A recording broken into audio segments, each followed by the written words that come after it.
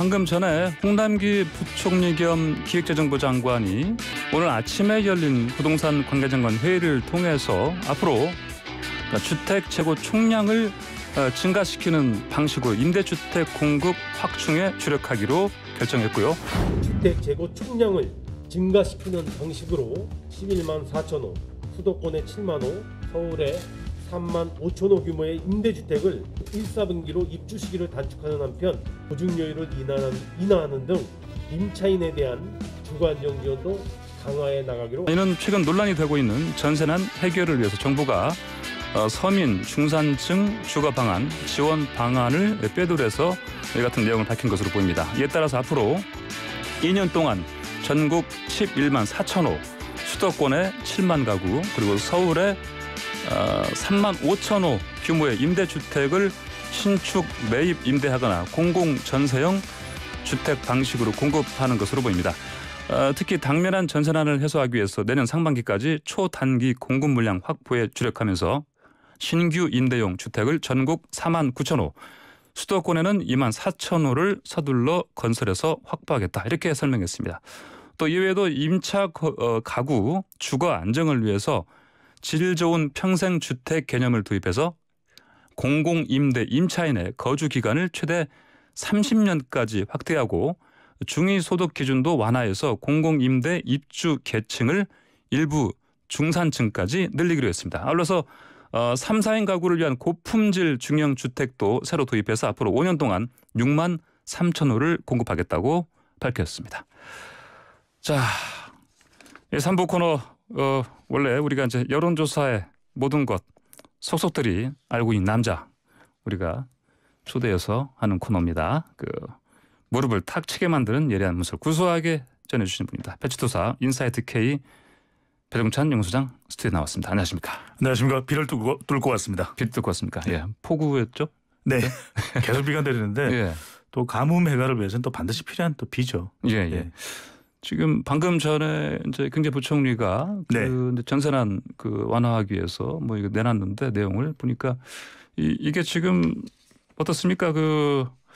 현 상황에서 이 부동산 정책 이 부분이 여론에 어떤 영향을 미칠지 좀 우리 봐야겠습니다. 그렇죠? 네, 영향을 미칠 수밖에 없습니다. 예, 예. 특히 이제 내년 보궐선거를 앞두고 예. 서울은 부동산이 가장 중요한 이슈가 될 수밖에 없거든요. 또 예. 전세난 때문에 여론이 악화되고 있기 때문에 네. 사실은 어제 정책을 내놓을 예정이었는데 그만큼 그러니까요. 고심을 예. 할 수밖에 없었고 예. 호텔을 매입해서 공급한다는 것에 대해서도 부정적 여론이 나오면서 네. 어떤 발표가 있을지 상당히 궁금했는데 네.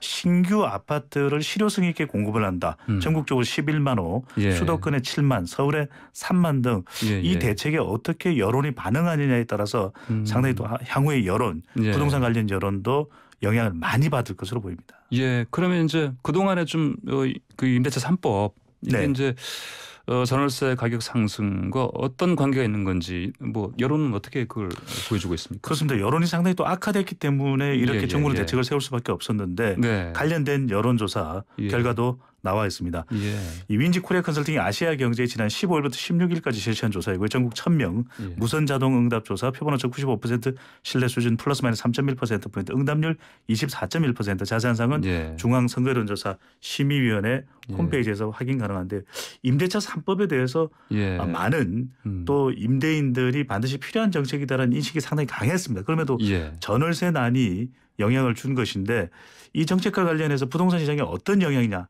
상당히 여론은 좋지 않았습니다. 예. 이 정책이 성공적이지 못함으로 다시 개정해야 된다는 의견이 절반이 넘는 51.9%. 절반 이상이. 네. 예. 그리고 이제 특히 지역적으로 보면 서울은 53.5%는 재개정해야 된다. 예. 그리고 보완 대책을 내놓으면 좋겠다가 네. 14.7%. 또 후속 대책을 내놓아야 된다. 네. 13.2%. 그러니까 대책을 마련해야 된다가 6, 7%가량, 27%가량 예. 나왔기 때문에 이 정부에서 좀 시간이 지나면 괜찮아질 것이라고 하는 이 효과를 발휘하기까지는 지금 부동산 정책이 시간을 두고 지켜봐야 된다는 불과 12.2%에 네. 불과했습니다. 특단의 대책을 내놓을 수밖에 없는 이유가 되는 것이죠. 예, 그러니까 아까 좀 국민의힘 김은혜 의원이 좀 이런 상황에서 네. 그 주택임대차법 개정안 또 대표 발의했습니다 보니까 그래서 뭐 네. 이런 것도 어떤 내용으로 뭐 개정을 하게 될지 네. 이것도 지켜봐야겠습니다. 일단은 홍남기 부총리가 이제 부동산 예. 대책 예. 전세난 해소 방안을 내놓았기 때문에 예. 여당 쪽에서는 상당히 적극적이지는 않을 것으로 보입니다. 예. 왜냐하면 한번 내놓은 정책이기 때문에 그래도 지속 유지시키는 것이 낫겠다는 정치적 판단이 있을 것으로 전망됩니다. 예. 예. 자, 그 지금 예산 국회 아닙니까? 네. 그렇죠. 그럼 한국판 뉴딜 정책에 들어간 또 예산에 대한 또 국민 인식도 좀 봐야겠습니다. 네, 이 정책과 관련된 여론조사 결과를 보면서 예. 2006, 7년에 있었던 한미 FTA를 떠올리게 됩니다. 이게 뚱딴지 같이 배추도선 무슨 이야기야 이렇게 네네네. 궁금해하실 텐데 예. 아직도 우리 국민들이 한국판 뉴딜을 상당히 모르고 있다. 네. 그래서 정책적인 불통 부분이 나타난다고도 볼 수 있겠는데 예. 지금 예산국회에서 한국판 뉴딜의 예산을 투입할 것이 아니라 이 소상공인 관련된 지원을 더 늘려야 된다. 이런 예. 의견을 야권으로부터 제기되고 있거든요. 예. 예. 그래서 뉴딜 관련 예산을 최소화해야 된다는 여론이 41.4%였고요. 그다음에 예산 계획대로 한국판 뉴딜 예. 예산 계획대로 하거나 더 늘려야 한다가 두 가지를 합해보면 41.7%. 예. 예. 상당히 팽팽합니다. 네. 그러니까 정부가 또 문재인 대통령이 야심차게 한국판 뉴딜 이미 이 3차 회의까지도 완료를 했거든요. 그런데도 예, 예. 불구하고 아직까지 우리 국민들이 이 정책에 대한 이해가 좀 부족한 부분이 있는 것으로 보이고요. 예산 한국판 뉴딜 예산에 대해서 부정적인 세대는 20대와 60대 이상, 예. 긍정적인 세대는 연령대는 30대와 40대로 나눠졌습니다. 예. 예.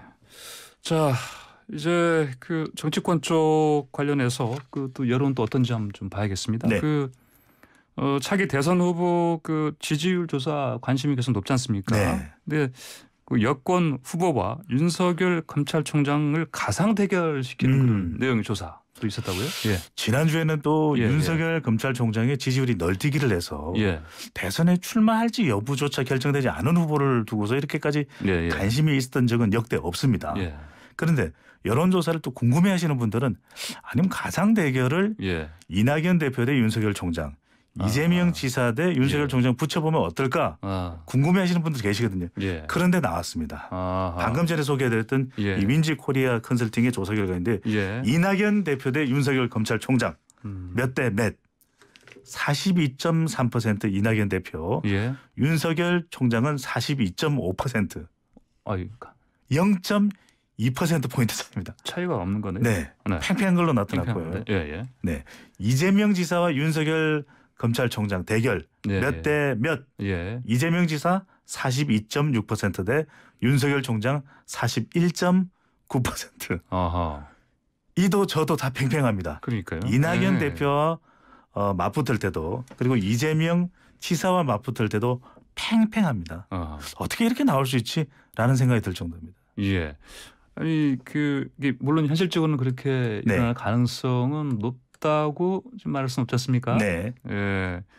뭐 그렇지만 이 조사를 통해서 보수 야권 지지층이 거의 윤 총장 쪽으로 결집돼 있다 이렇게 볼 수 있지 않겠습니까? 그렇습니다. 두 가지를 확인할 수 있는데 예. 지난주에 이제 윤석열 총장 관련된 여야 차기 대선 후보 지지율 조사에서 왜 이렇게 널뛰기를 하느냐. 예. 그런데 질문에 이제 보기가 어떻게 되느냐. 예. 뭐 국민의힘 후보들까지 다 포함되느냐 아니냐. 예. 주관식으로 물어보느냐. 또 보기에 따라 조사 방법에 따라서도 면접원이 직접 질문을 하느냐 아니면 자동응답 조사에 따라 예. 다를 수 있다라는 설명을 드리기도 했었는데 예. 한 가지 분명한 것은 윤석열 총장 쏠립 현상이 나타난 거죠. 가상 대결만 보더라도. 예. 또 하나 발견할 수 있는 것은 자 윤석열 검찰총장과 맞대결을 할 때 이재명 지사나 이낙연 대표 어느 한쪽이 훨씬 더 앞서거나 예. 또 뒤지는 경우에 이것도 영향을 줄 수가 있습니다. 예. 아직까지는 이번 조사 결과를 보면 팽팽하거든요. 예. 그런데 앞으로 이 조사가 계속될 경우 이낙연 대표와 이재명 지사 어느 한쪽이 더 윤석열 총장을 훨씬 이기는 것으로 나올 경우에는 예. 여당 후보, 여권 후보의 판세에도 네. 상당한 영향을 줄 걸로 보입니다. 예. 자 이번에는 야권 쪽에 보면 유승민 전 의원과 네. 오세훈 전 서울시장이 대선 출마를 거의 공식화했다고 볼 수 있겠는데, 네. 자 야권 후보 차기 대선 판세 어떻습니까? 중도 보수 성향의 야권 후보로 예. 누가 가장 적합한지 물어봤습니다. 예. 역시 가장 높은 사람은 윤석열 검찰총장이었습니다. 25.5%. 국민의힘으로서는 탄식이 나올 수밖에 없는 거죠. 윤 총장 이 도대체 어느 쪽 사람이야 이렇게 이야기를 할 수밖에 없는데 네. 윤 총장 다음으로는 유승민, 네. 홍준표, 무소속 의원이 거의 비슷했고요. 예. 안철수, 예. 오세훈 이렇게 뒤따르는 것으로 나타났는데 예. 일각에서는 김종인 대망론도 있거든요. 근데 김종인 비대위원장도 포함해서 조사를 했는데 예. 김종인 비대위원장은 2.5%. 예. 네, 김 위원장의 속마음은 어떤지 알 수 없지만 에게게 내가 그것밖에 안 돼. 예. 자, 이게 좀 실망했을 가능성도 있습니다. 예. 자, 뭐 여권은 투톱 체제 네. 지속되는 걸 봐야 되겠죠, 당연히. 그렇습니다. 이재명, 예. 이낙연 두 인물은 투톱 체제로 나왔는데 예. 많은 또 여권 지지층들이 궁금해하는 인물은 정세균 국무총리 과연 어떻게 될지. 왜냐하면 김경수 지사는 조금 대권과 이건 뭐 단정해서 말씀드릴 수는 없습니다. 네. 대권과 멀어질 수도 있겠다. 왜 이게 대법원 선고가 남아 있거든요. 네, 네. 그런데 정세균 국무총리는 이번 조사 결과 5.9%로 나타났습니다. 예. 여권 후보들 중에서. 그런데 이게 왜 이렇게 지지율이 안 뜨지 이런 생각을 하실 수 있는데 결국 대선 후보는 지역 기반, 세대 기반, 이념 기반이거든요. 그런데 지역을 보면 호남 대망론을 이미 이낙연 대표가 가져가 버렸습니다. 예. 그리고 중요한 세대는 40대인데 네. 지금 문재인 대통령의 제일 핵심 지지층이 40대거든요. 예. 40대는 누가 가졌냐? 이재명 지사가 가져가 버렸습니다. 예. 아니 나는 어디야? 이렇게 하실 수 있는데 그럼 남아있는 건 이념 지지층, 친문 지지층인데 문재인 대통령이 드러내놓고 노골적으로 난 정세균 지지해. 이럴 수는 없는 것이거든요. 그런 만큼 이념도 안타깝습니다. 그래서 아직 정세균 국무총리는 아직까지는 뜨지 못하는 것으로 않는 것으로 나타납니다. 예. 자, 그렇게 대선 얘기했지만 자, 대선에 앞서서 이제 당장 내년 4월에 부산시장 그리고 서울시장 보궐선거 있습니다. 그 뭐 최근에 나온 이제 뭐 김해 신공항 뭐 백지화니 그다음에 뭐 가덕도 쪽으로 뭐 이제 간다느니 이런 얘기의 와중에서 자, 이 부산 가덕도 또 그리고 서울 부동산이 또 핵심 키워드로 좀 등장하고 있다. 그렇습니다. 이렇게 들었습니다. 예. 서울과 PK 민심이 요동친다. 이런 분석이 나올 수밖에 없는 것이 내년 보궐선거는 두 가지입니다. 가덕도냐 부동산이냐. 가덕도냐 부동산이냐. 부산 부동산도 꿈틀꿈틀합니다. 지금 해운대, 수영구, 동래구 난리가 났습니다. 그러다 보니까 이거 어떻게 부산시장 선거도 가덕도 영향도 받는데 부동산 영향도 받네. 서울은 그러면 가덕도 영향을 안 받느냐. 받습니다. 여기에 과연 내 지역이 어떻게 되냐. 서울에도 지금 이 출향 인사들이 상당히 많거든요. 왜냐하면 고향은 경상도와 또 PK와 TK인데 PK, TK가 또 갈라지게 생겼어요. 이러다 보니까. 지금 그래서 부산 지역의 PK 지역의 국민의힘 지지율 또 더불어민주당 지지율 서울의 부동산 때문에 국민의힘 더불어민주당 지지율 요동치고 있습니다. 이 이슈에 따라서 내년 보궐선거가 상당히 큰 영향을 받을 것으로 전망되고 있습니다. 예, 그러니까요. 지금 특히 이제 부산 같은 경우는 가덕도 이슈 때문에 근데 사실 그 야당에서도 사실 이제 민주당에서 지금 가덕도 쪽으로 추진하는 거를 지금 확실하게 좀 나가고 있는데 그러니까요. 야당 쪽에서는 명백히 반대하는 목소리도 안 내고 있고요. 그러니까 이게 지금 어려운 것이 조영 원내대표는 또 지역구가 대구입니다. 그런데 그러니까요. 부산, 울산, 경남의 의원들은 상당히 또 환호하고 긍정적으로 볼 수밖에 없거든요. 가덕도가 미치는 지역의 영향이 상당합니다. 지금 가덕도가 제주도보다 관심이 높을 정도거든요. 그러다 보니까 가덕도 이 신공항이 만들어질 경우에 지역 경제에 미치는 이 경제, 정치적, 사회적 파급 효과가 상당할 수밖에 없기 때문에 대구, 경북 또 부산, 울산, 경남의 민심도 갈린다. 이런 이야기가 나올 정도입니다. 지지율이 그러면 그쪽 지역의 지지율이 또 이렇게 영향을 받을 수밖에 없고. 영향을 받을 수밖에 없습니다. 지금 또 이제 가덕도 같은 경우에는 2002년 기억나실 겁니다. 바로 수도 이전이 선거에 결정적 영향을 미쳤고요. 또 2008년 총선에서는 서울의 뉴타운 이 이명박 정부가 이 총선에서 이 성과를 거두는 바로 결정적인 계기가 되기도 했던 것이죠. 그만큼 영향을 주고 있습니다. 지금 이것저것 지금 모든 것이 복잡하게 좀 이렇게 엮이는 상황이 있어요. 이럴 때는 출발새 아침 항보선 보시면 됩니다. 들으시면 됩니다. 그래 배치도사께서 지금 상황을 명확하게 우리가 또 파악할 수 있는 각종 여론조사를 갖고 나오시고. 네. 네, 알겠습니다. 오늘 말씀 잘 들었습니다. 감사합니다. 고맙습니다. 네, 지금까지 인사이트 K의 배종찬 연구소장이었습니다.